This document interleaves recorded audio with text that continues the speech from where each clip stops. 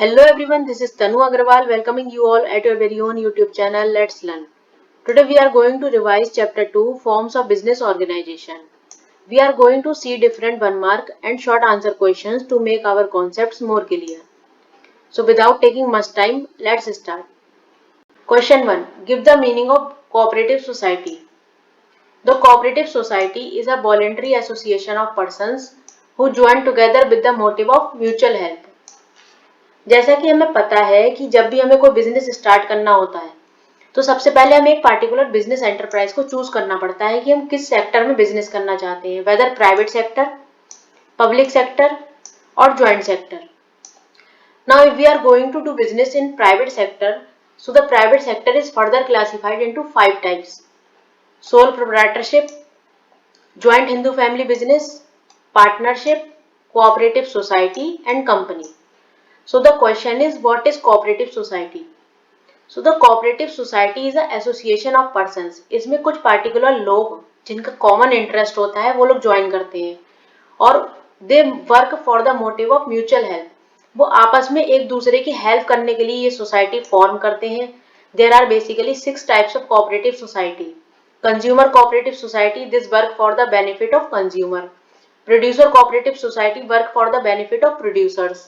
Marketing cooperative society, farmer cooperative society, credit cooperative society and cooperative housing society. They have a particular motive and they work for the mutual help. Name any one type of cooperative society. So the consumer cooperative society is the one who join together to eliminate middlemen.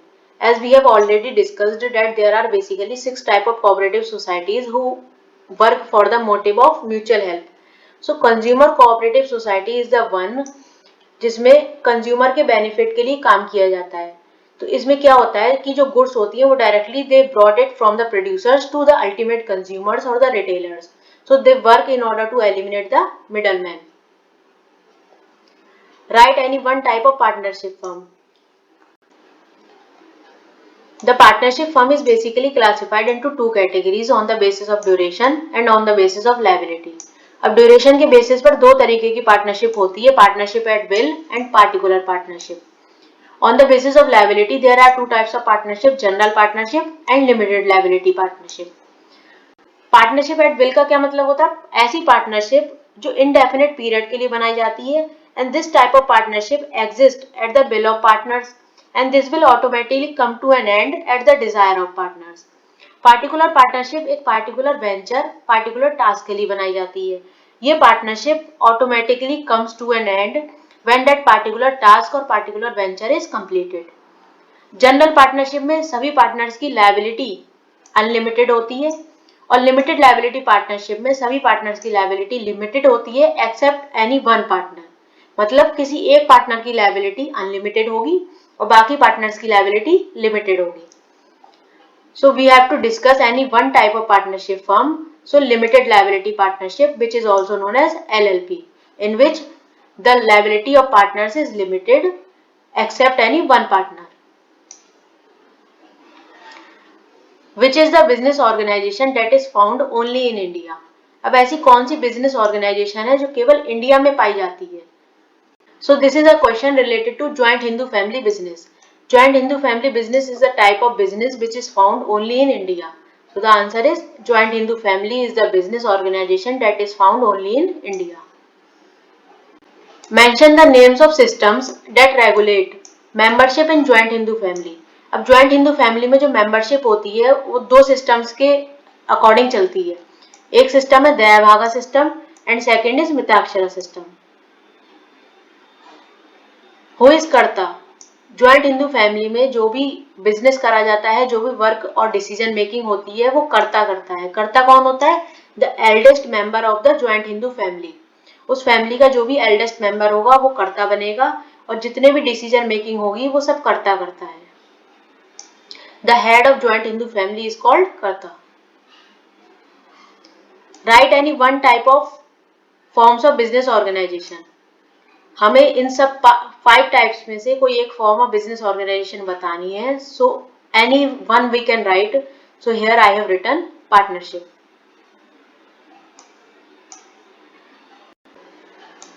Give the meaning of sole trading concern. Sole trading concern is sole proprietorship. So sole trading concern refers to a form of business organization which is owned, managed and controlled by a single individual who is recipient of all profits and bearer of all risk. Sole proprietorship क्या होती है? This type of business is basically carried out by a single person. All the business activities are owned, managed and controlled by a single individual, and he bears all the risk and he is recipient of all profits. His liability is unlimited in nature. State the liability of sole trader. As we have already discussed that the liability of sole trader is unlimited in nature.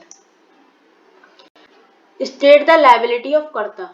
कर्ता की liability कैसी होती है? As we discussed that the head of joint Hindu family business is called कर्ता, so the liability of कर्ता is also unlimited.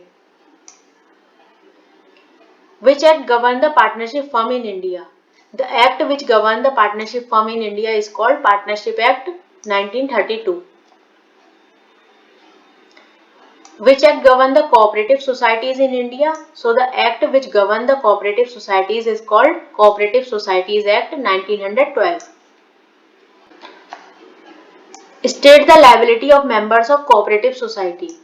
So the liability of members of cooperative society is limited in nature to the extent of capital they have contributed in the cooperative society. There are basically 10 adult members required to form a cooperative society. The liability of all the 10 adult members will be limited in nature to the extent of capital they have contributed in the cooperative society. State the voting principles in cooperative society. Cooperative society में voting principles क्या होते हैं? One man, one vote. Means every person who have contributed the capital gains the equal power of voting. So one person, one vote. State the main objective of cooperative society. The main objective of cooperative society is mutual help or enhanced cooperation. State the liability of co-partners. Co-partners क्या होते हैं? The eldest male member of the family is called karta, while the other male members of the family will be called co-partners. So the liability of karta was unlimited in nature, while the liability of other co-partners are limited in nature.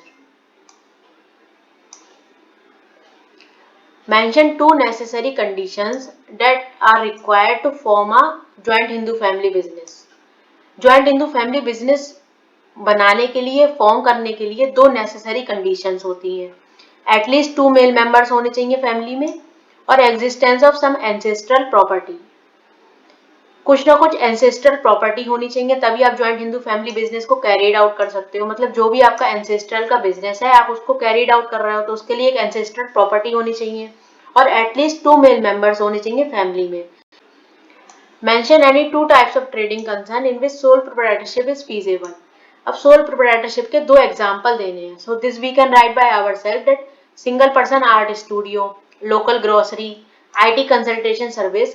Means any business, कोई भी ऐसा business जो single person carried out कर रहा है, सारी liability उस person की है, अनलिमिटेड लायबिलिटी है, सारा रिस्क वो पर्सन बियर कर रहा है और जितना भी प्रॉफिट है वो अकेले रिसीव कर रहा है. What is HUF? HUF क्या होता है? हिंदू अनडिवाइडेड फैमिली और the joint Hindu family business which is incorporated under Hindu succession act which exist under Hindu law. Hindu law में एक एक्ट है, Hindu succession act, which govern the Hindu undivided family business. And Hindu undivided family consists of all individuals who are lineally settled from a common ancestor. वो सभी individuals जिनके common ancestor है वो इस business के पार्ट होते हैं. And also includes unmarried daughters. अगर डॉटर्स मैरिड हैं तो वो हिंदू अनडिवाइडेड फैमिली का पार्ट नहीं होंगी, लेकिन अगर वो अनमैरिड हैं they are also part of Hindu undivided family.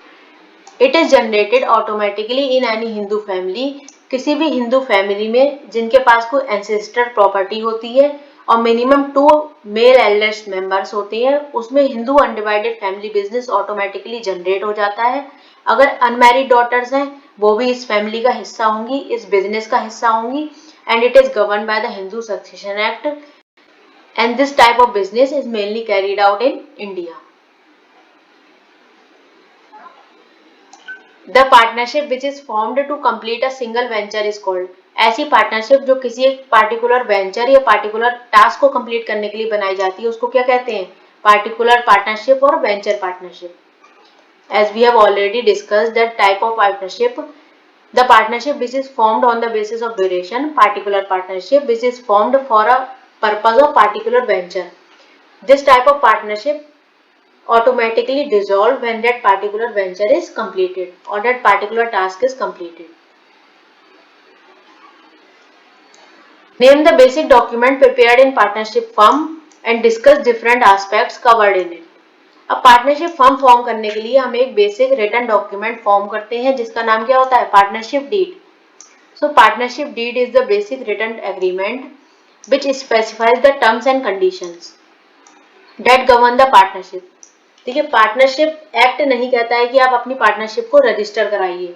This is not compulsory as per partnership act 1932 to register a partnership firm और to make any agreement, but in order to solve any dispute we make a written agreement which is called partnership deed. It generally includes the following aspect. Partnership deed में कुछ aspect cover होती हैं। देखिए partnership deed कैसी दिखती है? ऐसा एक स्टैम्प पेपर होता है जिस पर कि हम अपनी पार्टनरशिप की सारी जो नेसेसरी डिटेल्स हैं उसको फिलअप करते हैं।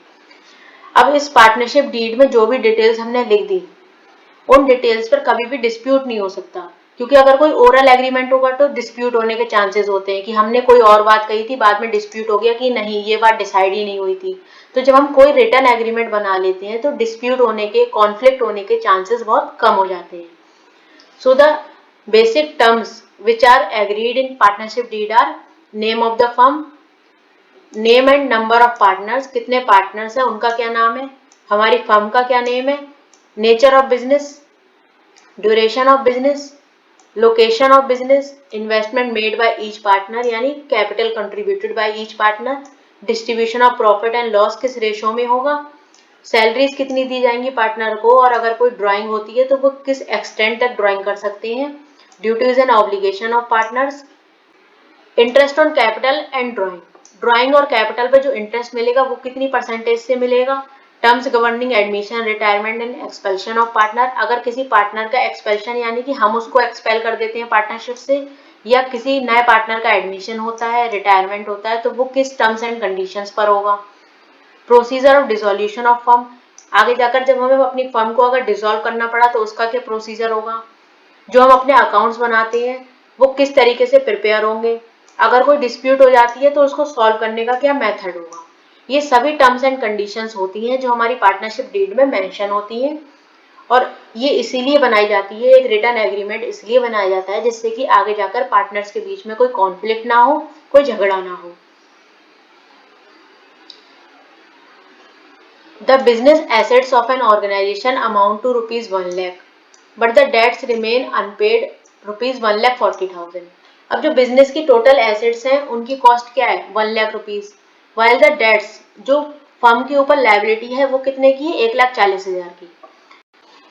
What course of action can the creditors take if, अब क्रेडिटर जो है वो क्या एक्शन ले सकते हैं अगर हमारी ऑर्गेनाइजेशन एक सोल प्रोप्राइटरशिप फर्म है, तो सोल प्रोप्राइटरशिप फर्म के केस में जो ओनर होता है उसकी लायबिलिटी कैसी होती है? अनलिमिटेड। तो अनलिमिटेड लायबिलिटी का मतलब होता है कि क्रेडिटर्स अपने पैसे क्लेम करने के लिए हमारी पर्सनल प्रॉपर्टी तक क्लेम कर सकते हैं। They can claim over the personal property of the owner as his liability is unlimited. उसकी लायबिलिटी अनलिमिटेड होती है तो उसको पे बैक करने के लिए उसको अपनी पर्सनल प्रॉपर्टी भी अगर सेल करनी पड़ रही है तो उसको करनी पड़ेगी sale. The organization is a partnership firm. अब अगर हमारी ऑर्गेनाइजेशन पार्टनरशिप फर्म है, we have two partners A and B. So जो क्रेडिटर्स हैं वो इन दोनों में से कौन से पार्टनर को क्लेम कर सकते हैं कि हमारा पैसा आप वापस कीजिए? Creditors can approach both A and B. Creditors दोनों ही पार्टनर्स को अप्रोच कर सकते हैं, both A and B, as they are both liable to pay back the debts in their profit sharing ratio. क्योंकि दोनों ही पार्टनर्स प्रॉफिट को शेयर कर रहे हैं तो लायबिलिटी भी दोनों पार्टनर्स की बनेगी। But in case of any partner become insolvent, लेकिन अगर उन दोनों में से कोई एक पार्टनर इंसॉल्वेंट हो जाता है, then the creditors can claim only from one partner. तो क्रेडिटर्स किसी एक पार्टनर से भी ले सकते हैं, क्योंकि दूसरा पार्टनर इंसॉल्वेंट हो गया, अब वो इस पोजीशन में ही नहीं है कि वो डेट को रिकवर कर सके या डेट को पे बैक कर सके। तो क्रेडिटर्स जो हैं वो उस पार्टनर से ले सकते हैं जो अभी इस पोजीशन में है कि वो अपनी डेट को पे बैक कर सके, but the both partners are equally liable. In case of insolvency the creditors can claim any one partner. Is registration of partnership compulsory? क्या पार्टनरशिप फर्म का रजिस्ट्रेशन कंपलसरी होता है? So no, the registration of partnership firm is not compulsory as per Indian partnership act 1932. That's all for this video. We will discuss other questions related to this chapter in the next video.